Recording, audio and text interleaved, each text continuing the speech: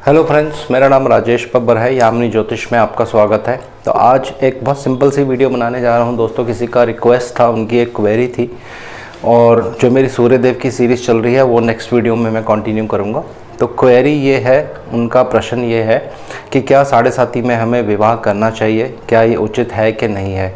तो इसके ऊपर मैं 2-3 आपको टेक्निक्स बताने जा रहा हूँ। ये टेक्निक्स आप याद रखिए, कहीं नोट करके रखिए। जब भी ऐसी कुंडली आपके पास आती है और आप देखते हैं कि 7.5 चल रही है या कुछ और प्लानेटरी कॉम्बिनेशन उसमें है, तो थोड़ा सा आप समय को आगे करिए और विवाह की तारीख को आगे करिए ताकि विवाह में प्रॉब्लम नहीं हो दोस्तों।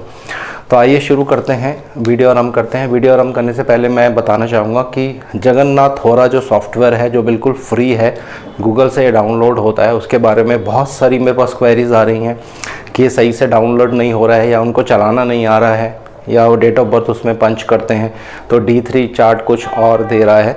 तो ये सारा डिटेल अभी मैं अपने दूसरे चैनल सिया एस्ट्रोलॉजी पे आज वो वीडियो अपलोड हो जाएगी, तो आप उसको देख सकते हैं। उसके बाद फिर भी अगर आपके मन में कोई संशय रहता है, कोई क्वेरी आपकी रहती है, तो आप मुझे व्हाट्सअप कर सकते हैं। मैं पूरी कोशिश करूँगा उसको दूर करने की। तो आइए वीडियो आरंभ करते हैं। 7.5 पहले हमें ये मालूम होना चाहिए कि 7.5 कैसे देखी जाती है। तो जल्दी से इसमें बता देता हूँ क्योंकि ऑलरेडी इस पर मेरी सारी वीडियोस हैं। 45 डिग्री पहले जब चंद्रमा से और 45 डिग्री आगे, ये सारा उसमें मैंने डिटेल्स में बता रखा है, वो आप वीडियो देख सकते हैं। लेकिन एक सिंपल वे में आपको बता देता हूँ। मान लीजिए किसी के चंद्रमा मकर राशि में है, तो जब शनिदेव धनु राशि में आएंगे यहाँ पे, और जब मकर में आएंगे यहाँ पे, कुंभ में आएंगे यहाँ पे, तो ये जो है 7.5 का पीरियड रहता है दोस्तों। तो इस पीरियड में आपको विवाह नहीं करना चाहिए। अब उसका रीज़न क्या है, उसका कारण क्या है? कारण ये है कि जब मंगल देव यहाँ रहते हैं तो व्यक्ति मांगलिक होता है, और जब शनिदेव यहाँ से गोचर करते हैं तो शनिदेव और मंगल देव में हमेशा टकराव रहता है दोस्तों। दोनों में कटु शत्रुता है। इसीलिए जब शनिदेव जिस भाव में मंगल देव मांगलिक दोष बनाते हैं वहाँ से गोचर कर रहे हों, तो आपको विवाह उस पीरियड में बिल्कुल नहीं करना चाहिए। तो 7.5 में तो हमें विवाह बिल्कुल नहीं करना चाहिए। और कुछ और नियम है जो आप इसमें फॉलो कर सकते हैं। वो नियम क्या है? चंद्रमा से चौथे भाव में भी अगर आपके शनिदेव गोचर कर रहे हैं तो ये पीरियड भी ठीक नहीं रहता है विवाह के लिए, क्योंकि यहाँ मंगल देव मांगलिक होते हैं, मांगलिक योग बनाते हैं। इसी तरह से शनिदेव जब सप्तम में चल रहे हों तो भी विवाह नहीं करना चाहिए। अष्टम में शनिदेव चल रहे हों चंद्रमा से तो भी विवाह नहीं करना चाहिए। सबसे ज़्यादा इम्पॉर्टेंट है, मैंने यहाँ पे 2 टिक लगाए हैं। इसका मतलब यह है कि अष्टम में जब शनिदेव गोचर कर रहे हों, खासकर कन्या की कुंडली में, लड़की की कुंडली में, तो ये बहुत ही एक जिसको कहते हैं खतरनाक सिचुएशन हो जाती है। बहुत से केसेस मैंने देखे हैं दोस्तों, जब शनिदेव यहाँ से गोचर कर रहे होते हैं, आप विवाह कर लेते हैं, तो विवाह के तुरंत बाद ही, कुछ समय बाद ही कुछ आकस्मिक ऐसी घटना हो जाती है जिसकी वजह से बाद में आपको बहुत मुश्किलों का सामना करना पड़ता है। तो अगर आपकी दशा अंतरदशा खराब चल रही है, किसी मार्केश की दशा चल रही है, किसी ऐसे प्लैनेट की दशा चल रही है जो 6ठे भाव का स्वामी है या 8वें भाव का स्वामी है, 12वें भाव का स्वामी है, और उस पीरियड में आप विवाह का निर्णय लेते हैं, साथ में गोचर में शनिदेव भी अष्टम भाव में गोचर कर रहे हैं, तो विवाह नहीं करना चाहिए दोस्तों उस केस में। तो ये कुछ रूल है, ये आप फॉलो करिए। इसके साथ साथ एक और नियम है जो आपको फॉलो करना पड़ेगा, क्योंकि अब इस बारे में टॉपिक जो है छिड़ गया है, तो पूरी बात मैं आपको बता देता हूँ।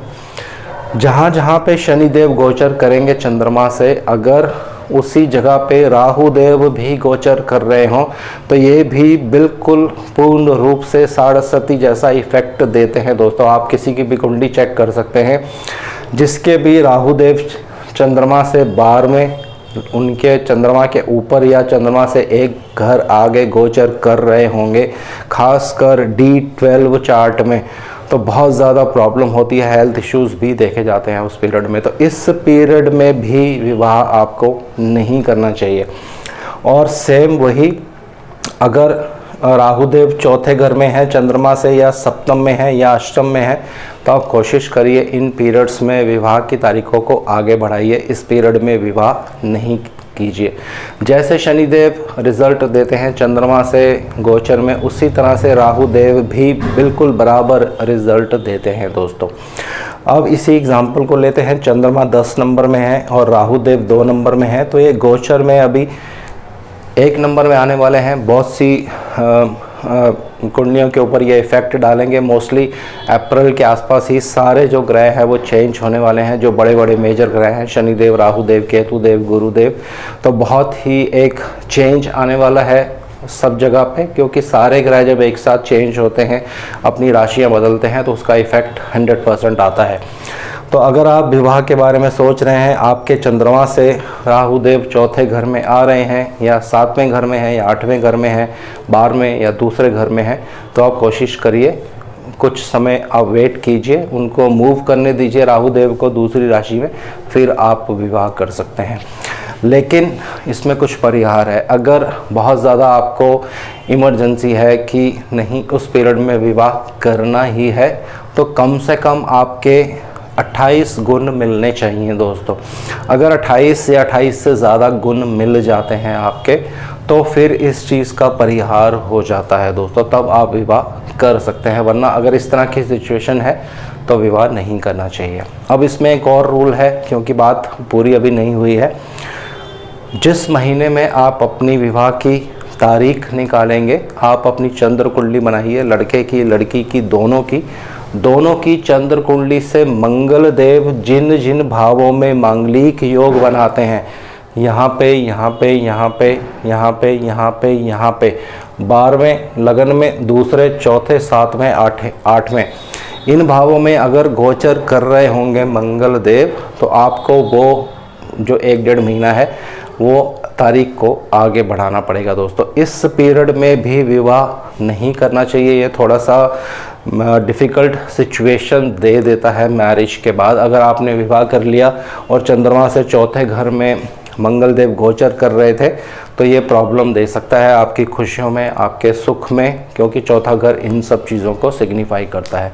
तो ये आपको हमेशा ध्यान रखना है। ये सिंपल रूल्स हैं और बहुत ही इम्पॉर्टेंट ये टेक्निक है दोस्तों। अभी 2-3 मैंने वीडियोस बनाई थी मांगलिक दोष के ऊपर, और बहुत इम्पॉर्टेंट वो विषय हैं दोस्तों। अगर आप ज्योतिष कर रहे हैं और ये सब टेक्निक्स आपको अगर नहीं आएंगी, तो बहुत पीछे चले जाएंगे आप ज्योतिष में, क्योंकि कुंडली मिलान करना एक सबसे ज़्यादा इम्पॉर्टेंट और एक मुश्किल काम है ज्योतिष में। मैं भी इतनी जल्दी कोई भी कुंडली मिलान जब मेरे पास आती है तो मैं नहीं लेता हूँ, क्योंकि उसमें बहुत कैलकुलेशन है, बहुत मेहनत करनी पड़ती है, बहुत से योग उसमें स्टडी करने पड़ते हैं, 6 से टैक्सेस देखना पड़ता है, भाव से भाव मिलाने पड़ते हैं। खाली गुण मिला लिए और आपने कह दिया कि अब सब कुछ ठीक है, तो वो बिल्कुल गलत धारणा है दोस्तों। कुंडली मिलान में बहुत सारी टेक्निक्स काम करती हैं, और फिर से मैं आग्रह कर रहा हूँ उन सब से जो लोग ज्योतिष सीख रहे हैं, अगर आप मांगलिक दोष और शनिदेव और राहुदेव की प्लेसमेंट अच्छे से नहीं सीखेंगे, तो जब आप कुंडली मिलान करेंगे आपकी 100% उसमें गलती होने के चांसेस रहेंगे दोस्तों। साथ साथ आपको दशाएं, अंतर्दशाएं भी देखनी होती है, ये मैं हर बार बताता हूँ। और इसमें इम्पॉर्टेंट एक पॉइंट है दशा संधि, ये बहुत ही ज़रूरी होता है जब आप कुंडली मिलान करते हैं। तो जिनका ये प्रश्न था, आई थिंक उनको अपने प्रश्न का उत्तर मिल गया होगा। तो अब मेरी जो सीरीज़ चल रही है सूर्यदेव की, उसके ऊपर नेक्स्ट वीडियो अपलोड होगी। तो आज के लिए इतना ही दोस्तों। शनिदेव से मैं आग्रह करता हूँ सबके घर में सुख और शांति बनाए रखें। जय शनि।